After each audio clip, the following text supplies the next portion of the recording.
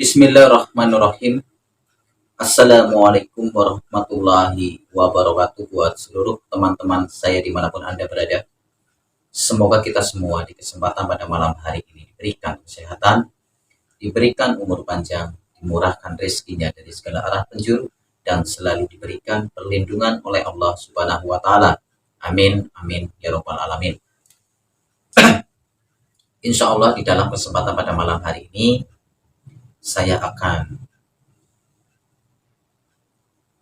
menjelaskan beberapa kategori mengenai perjalanan spiritual. Jadi banyak yang bertanya kepada saya, mengapa orang pintar ataupun orang spiritual itu kebanyakan rezekinya segitu-gitu aja, peningkatannya nggak ada. Dan kenapa orang bisa itu ataupun orang spiritual itu kok rumahnya rata-rata nggak ada yang mewah, ataupun bisa dibilang sederhana-sederhana saja. Di sini akan saya jelaskan mengenai beberapa faktor, beberapa kelebihan ataupun beberapa kekurangan dari praktisi ataupun spiritual. Spiritual yang mapan ataupun spiritual yang sedang. Banyak tokoh spiritual ya, di luaran sana. Kenapa rata-rata ekonominya kebanyakan biasa-biasa saja, padahal tamunya banyak, kayak gitu. Dan ada lagi spiritual yang benar-benar mapan, bisa mempunyai rumah bagus, mobil bagus. Nah, itu sebenarnya ada beberapa perbedaan antara yang mapan sama yang sedang. Kalau yang sedang ini, saya jelaskan untuk yang sedang. Kalau spiritual yang sedang, mohon maaf, mungkin kenapa bisa ekonominya segitu-gitu aja, ataupun rumahnya sederhana-sederhana saja, itu mungkin faktor yang satu, mungkin dia tidak mau menonjolkan diri, bisa jadi. Bahkan bisa jadi pula karena memang klien ataupun pasien yang datang ke orang tersebut mungkin tidak dipatok mahar dengan sekian juta, mungkin seperti itu. Bahkan mungkin ada yang ngasih, ada yang enggak. Mungkin dia orang tersebut, praktisi tersebut ikhlas. Seperti itu juga bisa jadi. Dan untuk spiritual yang mungkin mapan, mempunyai rumah megah, mobil mewah, ya mungkin berkah, kayak gitu. Dan klien-kliennya ataupun pasien-pasiennya mungkin dengan bermahar yang cukup lumayan, ataupun dalam dunia pengobatannya ataupun penanganannya mungkin manjur, jadi pasien itu balik lagi. Jadi di sini pemirsa, tidak ada yang namanya rezeki itu ketukar ya. Gusti Allah itu mboten sare ya. Gusti Allah itu tidak tidur ya. Gusti Allah itu adil ya. Memberi rezeki ke umatnya itu adil.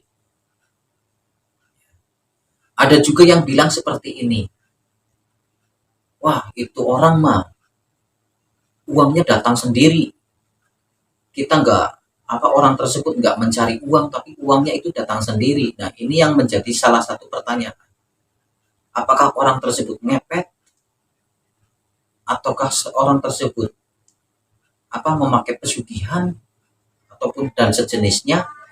Jadi seperti ini, untuk praktisi yang seperti itu biasanya udah benar-benar istiqomah. Istiqomah dalam arti di sini itu biasanya orang tersebut yang sudah benar-benar istiqomah itu sudah tidak mempunyai hawa nafsu dalam duniawi. Itu satu. Tidak mengejar dunia.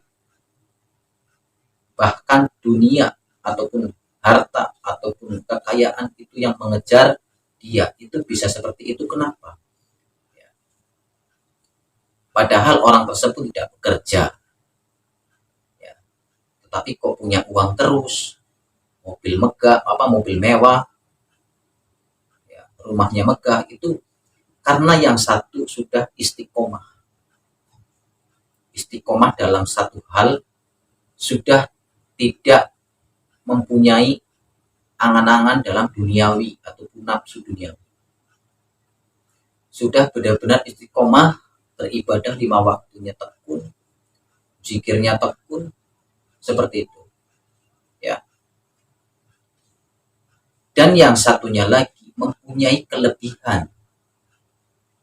Ya, orang yang sudah istiqomah, apalagi sudah mempunyai bakat kelebihan dalam ilmu spiritualnya, itu tidak mencari harta, tidak mencari yang namanya uang. Uang tersebut yang mencari dia, harta yang mencari dia. Kok bisa begitu? Bisa.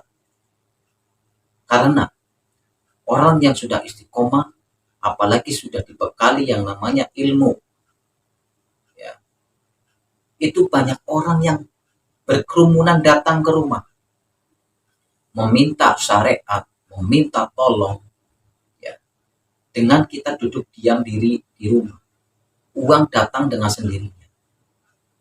Itu orang yang sudah istiqomah. Ya, jadi kita tidak mempunyai hawa nafsu dalam duniawi. Kita hanya tekun beribadah di rumah, zikir, duduk di rumah, zikir, ya gitu aja, sholat.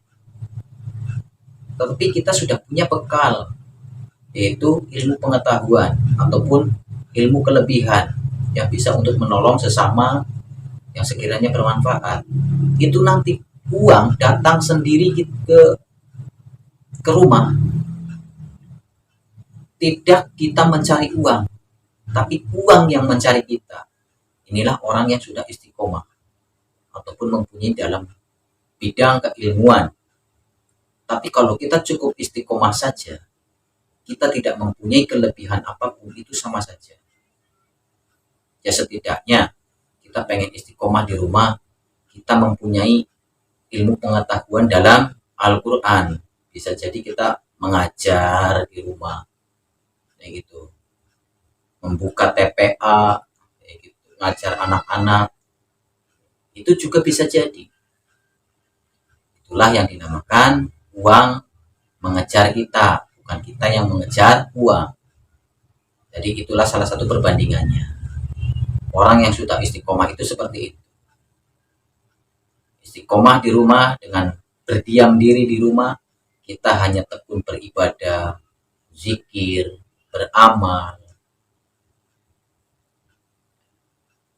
didampingi kita sudah mempunyai kelebihan ilmu, ya, nanti akan ada banyak orang yang datang ke rumah minta tolong ini itu, minta syariat ini itu yang dinamakan uang mengejar kita, bukan kita yang mengejar uang. Seperti itu. Apalagi kalau penanganannya ramah tamah, penanganannya ini manjur, ya, maka omongan dari satu orang ke orang yang lain akan menyebar, nanti lama-lama terkenal. Itulah yang namanya kita tidak harus mencari uang, tapi uang yang mencari kita. Ya, jadi itulah salah satu perbedaan. Jadi mudah-mudahan di video ini, pembahasan ini, tidak ada yang namanya salah paham ataupun salah tangkap, ya. Jika kalian dikasih zikir, katanya zikir itu bisa untuk pelunas hutang, ya itu sama saja bohong kalau tidak disertai dengan usaha. Zikir untuk pelunas hutang itu hanya sebatas lantaran ataupun jembatan. Selebihnya kita harus tetap berusaha.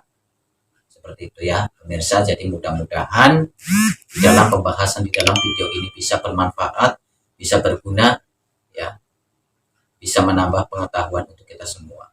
Akhir kata dari saya, Ngopan Channel pamit mundur. Wabillahi taufiq wal hidayah. Assalamualaikum warahmatullahi wabarakatuh.